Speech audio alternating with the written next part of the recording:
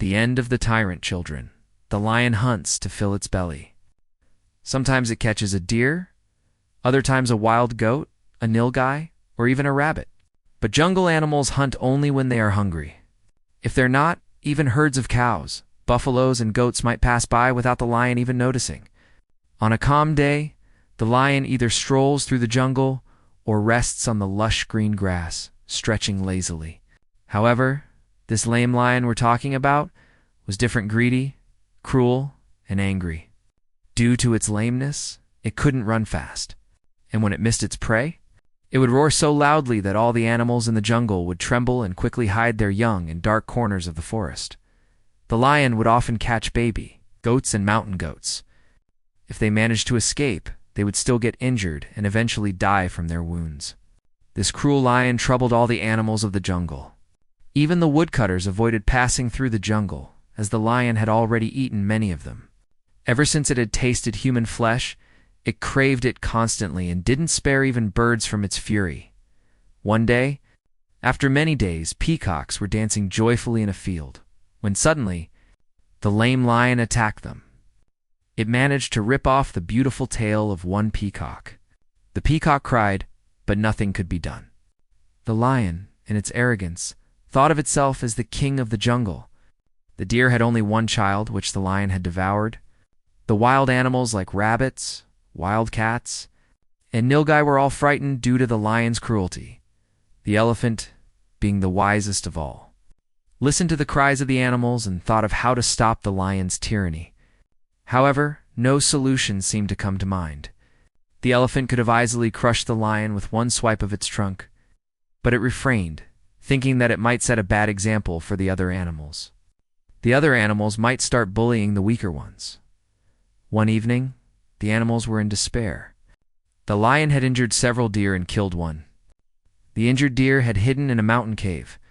Meanwhile, the peacock and peahen, filled with fear, were sitting high up in a tree, thinking that perhaps the lion was asleep after feeding. The peahen suddenly saw an old man walking along the narrow path with wood on his back. This was the same path the woodcutters used to take years ago. Seeing the old man, the peahen excitedly told the peacock, "Look, someone is walking on the path today." The peacock looked and saw an old carpenter whose son had been eaten by the lame lion. The old man was coming towards the jungle. Seeing him made the peacock sadder, realizing that the carpenter's joy had been taken away by the lion's cruelty. The peahen said, "Human beings are the kings of the world. They rule over mountains, seas, rivers, and even the fiercest of beasts. Perhaps it is a human who can help us get rid of this cruel lion." The peacock thought about it and decided that the only way to stop the lion's tyranny was to seek the help of this human. The elephant, too, agreed, and they both approached the old carpenter. Initially, the carpenter was frightened by the sight of the elephant. But when the elephant showed its sorrow, the carpenter began to listen. The elephant said, "We animals cannot tolerate this cruel lion any longer. Can you help us?" The carpenter, who had been broken by the loss of his son to the lion, listened thoughtfully. He agreed to help and instructed the elephant and the animals to gather together and tell the lion that he should be treated like a king. The lion, in his arrogance, was pleased by this flattery and agreed to take the throne, thinking he would live like a true king. The animals then began working on building a magnificent palace for the lion, made of wood and stone with iron bars. The lion, eager to live in grandeur, didn't realize that this palace would soon become his prison.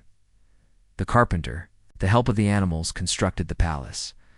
The lion, believing it was all for his glory, eagerly awaited his new life.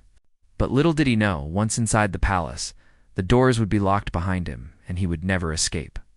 The jungle animals had finally brought justice through the wisdom of the old carpenter. And so, the tyrant lion was forever trapped in the palace built for him, his roars echoing in vain, while the other animals lived in peace. Children, this is the end of the tyrant's tale. When someone inflicts suffering on others, thinking they are invincible, their downfall is inevitable. Just as the lion's reign of terror ended, so does the fate of every oppressor.